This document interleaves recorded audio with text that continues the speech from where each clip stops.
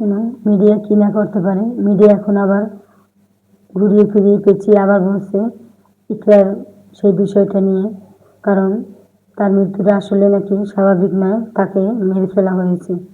এখন বন্ধুরা এটা আমরা কিভাবে বুঝবো? হয়তো কিছু ভিডিও ফুটেজ পেয়েছে, কিছু তথ্য তারা পেয়েছে, কিন্তু তাও গায়েব।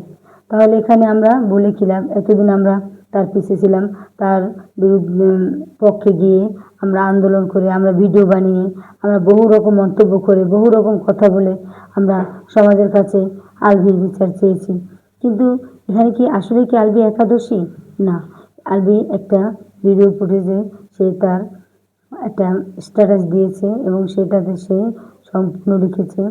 আর কিছু ভিডিও আমরা দেখেছি ইতিমধ্যে যে ইকরা নেশাপান করতো প্লাস সাথে সিগারেট খেত। কিন্তু আমার প্রশ্ন একটাই যে আসলে এক হাতে কোনোদিন তালি বাজে না।